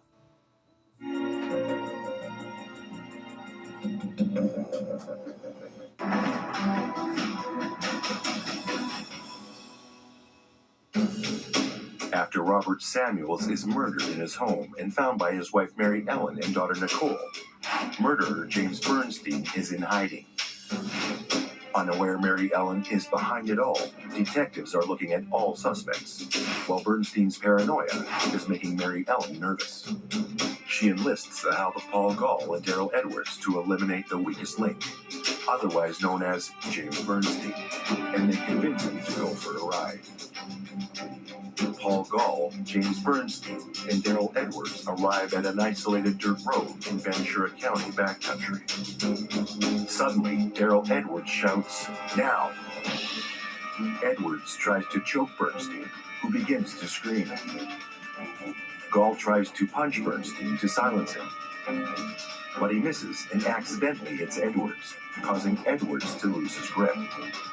Bernstein tries to escape, but his killers catch up with him. As he is choked by Edwards, Bernstein asks why. Gull replies, because you talk too much. Gull listens for a heartbeat, but can hear nothing. Their strangulation of the victim takes between 3 and 5 minutes. After disposing of Bernstein's body, Gull throws Bernstein's pager and his belt over an embankment. Gull and Edwards head back to Anne Hamley's house. They tell her they've killed Bernstein. Anne Hamley phones Mary Ellen in Cancun, using the code they had agreed on ahead of time. Anne tells Mary Ellen she has spoken to her sister. That's the signal to Mary Ellen that Bernstein is dead and it's safe for her to return from Mexico. Nearly a month later, on July 23, 1989, a botany professor hiking in the canyon stumbles upon Bernstein's badly decomposed body. Authorities declined to release the exact cause of death, other than to say it had been ruled a homicide by the Ventura County coroner. Ventura County Sheriff's deputies joined the Los Angeles police in the investigation. Searching Bernstein's apartment, investigators find evidence he was involved in Robert Samuel's murder. They also discover evidence that Bernstein was killed because he had sought more money from Mary Ellen after Robert Samuel's death. Mary Ellen's luck is about to run out. On Friday, the 26th of January, Mary Ellen Samuels is arrested at her home and taken to Van Nuys Jail, where she is held without bail. It's now just a little over 13 months since Robert Samuels was killed in their home. Paul Gull is arrested the same day at his home in suburban Sylmar, but Darrell Edwards' whereabouts are unknown. The following Tuesday morning, Mary Ellen appears in court to hear charges against her for soliciting her husband's murder, then paying assassins to kill the man who arranged it. She's facing 2 counts of murder with special circumstance of soliciting a killing for financial gain. In that special circumstance, that triggers the possibility of the death penalty if she's convicted. Capital punishment was reinstated in California in 1977. The next day, Darrell Edwards walks into the Foothills Division Police Station in Pacoima and tells officers he is wanted in a murder investigation. Bernstein's murder will be prosecuted in Los Angeles County because his death is considered part of a crime originating in Los Angeles. Gull and Edwards are charged with murder, also with special circumstances and held without bail. Mary Ellen will spend the next 4 years in the county jail, awaiting a trial that will determine her fate. The case of the People versus Mary Ellen Samuels begins with a preliminary hearing on March 7, 1994, in Van Nuys Superior Court, with Judge Michael Hoff presiding. This is an opportunity for the prosecution and the defense to outline their basic arguments.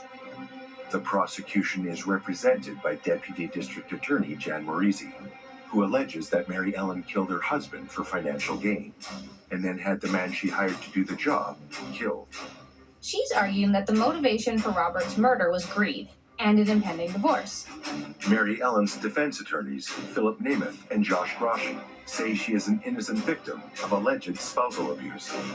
They will argue that Mary Ellen supposedly suffered physical and psychological abuse at the hands of her husband. Regarding Bernstein, who is referred to as the hitman throughout the trial, the prosecution alleges Mary Ellen hired 2 killers to do away with him after he asked her for more money to buy a car, and threatened to go to police if she didn't pay him. She ended up finding 2 other hitmen to be able to go after James Bernstein and make sure that he didn't speak to the police because she didn't want him to crack under pressure and actually point to her at some point. The defense argues that James Bernstein acted alone in killing Robert, that he was smitten with Nicole and acted out of anger and revenge after he was told her adoptive father had allegedly raped her. They say they have a long list of people with a strong motive for killing Bernstein, including drug customers and suppliers, but not Mary Ellen Samuels. The defense also says Mary Ellen is being sold down the river by a flock of fair-weather friends. And she's about to find out firsthand how harsh her so-called friends truly are. Are you 50 or over? Let's take a ride and talk with some folks about the AARP Auto Insurance Program from the Hartford. So, pal, how'd it feel to turn 50? I feel great. My family threw me a party. We celebrated. Well, I hope you celebrated by switching to the Hartford.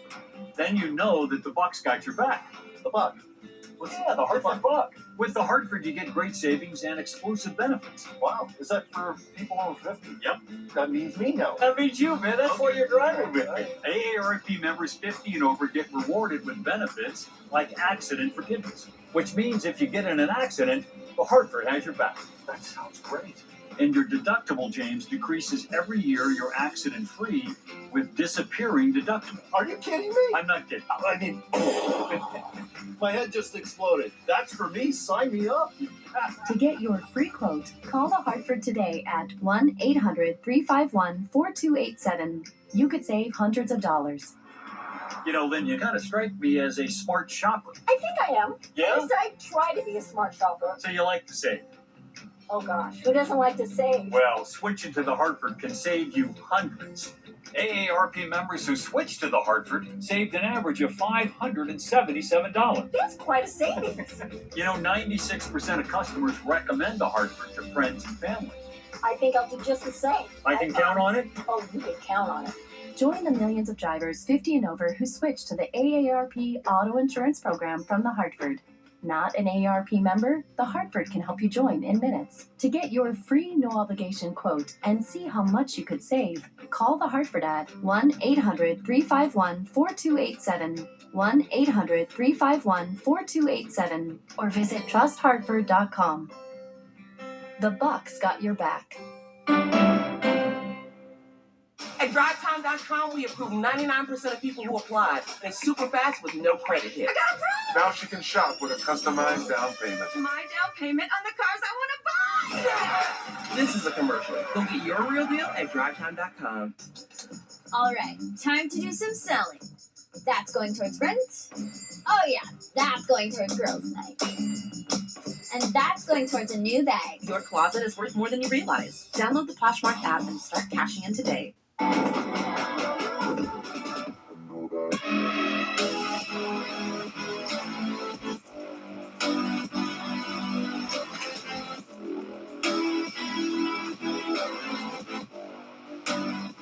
team, saddle up. I want Q1 full index reports by desk by noon. Are you kidding me?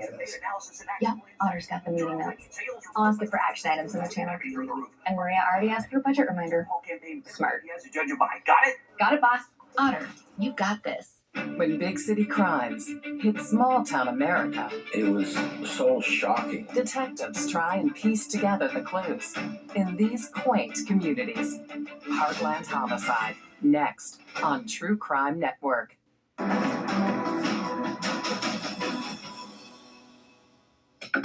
The preliminary hearing for the trial of Mary Ellen Samuels is underway.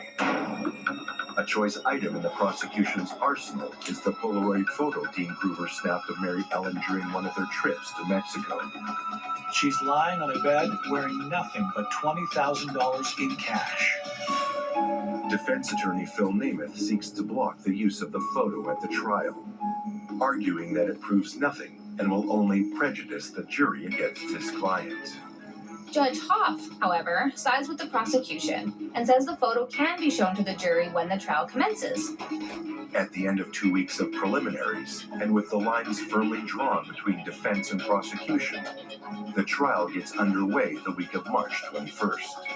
Mary Ellen is charged with murder, attempted murder, and soliciting murder.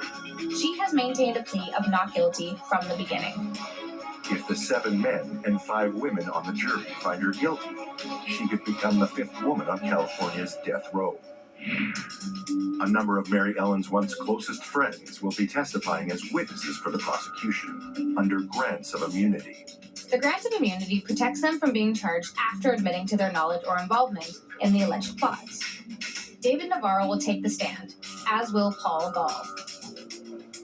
3 years earlier, in April 1991, Gall pleaded guilty to second-degree murder in a plea bargain.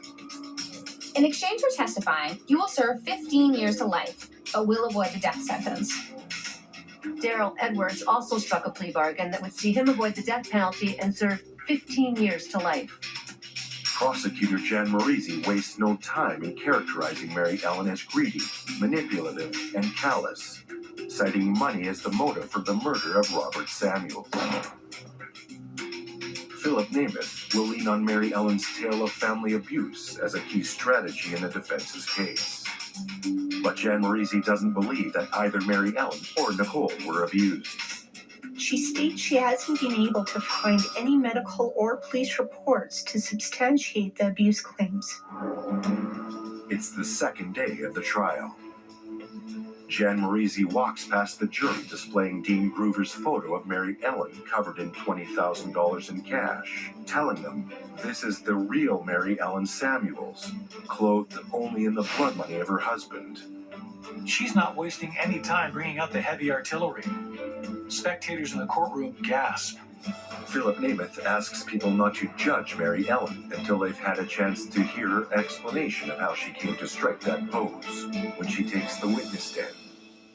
While the trial gets underway, a related development is taking place in another courtroom. Robert Samuels' sister, Susan Conroy, is in the process of replacing Mary Ellen as the administrator of his estate. There's only $33,000 left. Mary Ellen burned through a $500,000 estate in 13 months. She had defaulted on the mortgage on the house, and the sandwich shop had unpaid debts. She had no career of her own. Robert had supported her throughout their marriage. What did she think she was going to live on once the money was gone? It's the high-flying 80s, and she had a taste for the good life. But really... Yet, she never paid for a headstone for her husband. The family did that. In the courtroom, Mary Ellen's spending is top of mind for Jan Marisi, too. She tells the jury that one of the first things this poor, grieving widow did was fly to Las Vegas and buy a fur coat. Doesn't take long before the press start referring to her as the Green Widow. In addition to the family abuse argument, the defense tries another tactic. Philip Namath suggests Mary Ellen was framed by the now retired detective who was working on her case after she refused to date him. He claims the detective kept photographs he'd found of her dressed in a bikini and a negligee. According to Namath, the detective would tell her when his wife was out of town and invite her out for drinks and dinner. Moving on to James Bernstein, the prosecutor tells the court he was manipulated by both Mary Ellen and Nicole. Throughout the trial, Bernstein is the one referred to as the hitman in connection with Robert's murder. She says he enjoyed being kept by two beautiful women, and that Nicole even pretended to be engaged to him. Now married and with a young son, Nicole goes by the last name of Samuels Moriano. The prosecution considers her an unindicted co-conspirator, which makes her status as a potential witness unclear at this point. She hopes to testify as a witness for her mother's defense. But the judge has denied a request from the defense to give her immunity from prosecution. Over the next several weeks, witnesses testify as to what they knew. Anne Hambley is a key witness. Some of them become tearful when asked why they didn't warn Robert Samuels and Jim Bernstein as to what was in store for them, or even go to police. The response? They were scared and didn't know what to do. Some said they were afraid their names might be next on a hit list. Against the advice of her own attorney, Nicole chooses to testify on behalf of her mother. This exposes her to the possibility of being grilled about her personal life. But worse, she could end up facing perjury and murder conspiracy charges. She tells the press that in spite of the warnings, she's motivated by love for her mother to go ahead and testify. She wants to dispute lies from her friends who told about them. So basically, she's waiving her right not to incriminate herself. 6 weeks into the trial, Nicole sets out to detail for the jury her story of alleged abuse at the hands of her stepfather. Prosecution can only hope this sudden move from Nicole won't hurt their case against Mary Ellen. At Humana, we believe your health care should evolve with you, and part of that evolution means choosing the right Medicare plan for you. Humana can help. Hi, my name is Sam Davis, and I'm going to tell you about Medicare Advantage prescription drug plans that can provide more coverage than original Medicare, including prescription drug coverage, all wrapped up into one convenient plan. With Original Medicare, you're covered for hospital stays and doctor office visits, but you have to meet a deductible for each, and then you're still responsible for 20% of the cost. Next. Let's look at Medicare supplement plans. If a service is covered under Original Medicare, then a Medicare supplement plan pays for some or all of your Medicare deductibles and the 20% co-insurance. But they may have higher monthly premiums and no prescription drug coverage. Humana Medicare Advantage prescription drug plans include medical coverage, plus prescription drug coverage, with $0 copays on hundreds of prescriptions. Most plans include $0 copays for covered preventive dental services, vision coverage that includes vision exams and a yearly allowance toward eyewear. Even hearing benefits that include routine hearing exams and coverage toward hearing aids. You can get $0 copays for in-network preventive services and $0 copays for routine vaccines. And there's worldwide coverage for emergency and urgent care when you travel.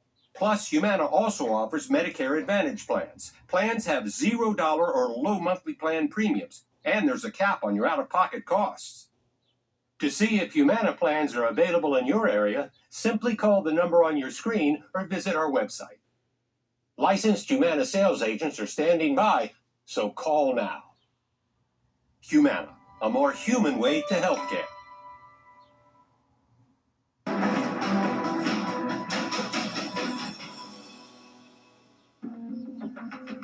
Nicole Samuels takes the witness stand on behalf of her mother's defense.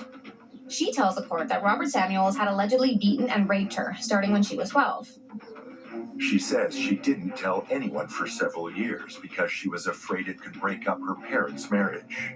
She was embarrassed and ashamed, she says. But she chose to end her silence during her second year of high school, telling a school counselor about it.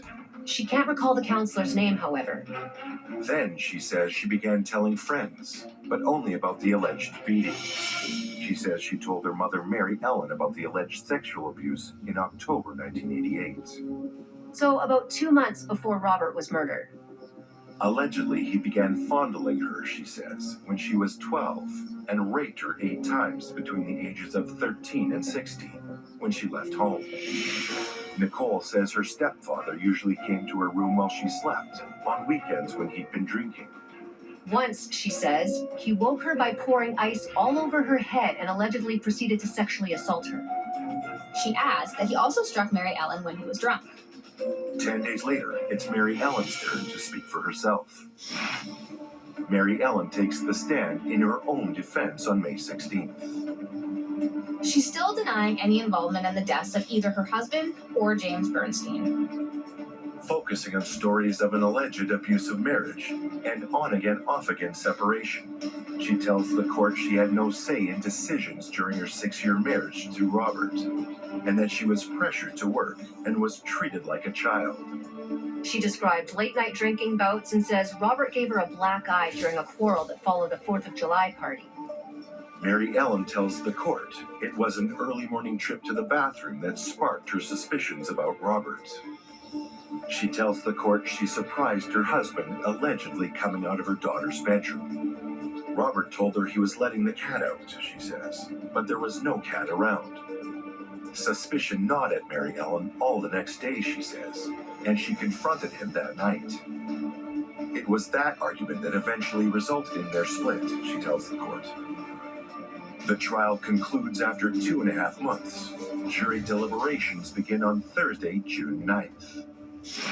On Friday, July 1st, after 3 weeks of deliberations, the jury finds Mary Ellen guilty on 2 counts of first-degree murder for hiring a hitman to kill her husband, then hiring a second hitman to kill the first one. The jury also finds her guilty on 2 counts of soliciting murder and conspiracy to commit murder. Mary Ellen was finally charged for both murders in the summer of 1990. Nicole, her daughter, was never charged with any of these crimes. Jan Marisi makes it clear she will be seeking the death penalty when the penalty phase of the trial begins. On July 21st, 1994, the jury delivers the recommendation that Mary Ellen be executed. On Friday, September 16th, Mary Ellen Samuels is sentenced to die. Judge Hoff says the jury's recommendation was clearly supported by the evidence. He describes the evidence as extensive, vivid, graphic, and most compelling. As in all capital cases, the verdict will be reviewed by the state Supreme Court, a process that could take at least 2 years. Mary Ellen is sent to Central California Women's Facility in the San Joaquin Valley city of Chowchilla to await her fate. It's the largest female correctional facility in the United States, and the only one in California that houses a death row for women. Years pass. At the end of June in 2005, the California Supreme Court unanimously affirms her death sentence. Writing for the court, Justice Janice Rogers Brown says Mary Ellen received a fair trial for the murders of Robert Samuels and James Bernstein. Then, at the end of December 2019, Mary Ellen's luck changes. The U.S. District Court for the Central District of California reverses her death sentence. It finds that the trial lawyer had provided ineffective representation when he failed to object to the prosecution's admission of irrelevant evidence. The evidence in question has to do with her drug use and her having posed for cheesecake photos. The district court ruled that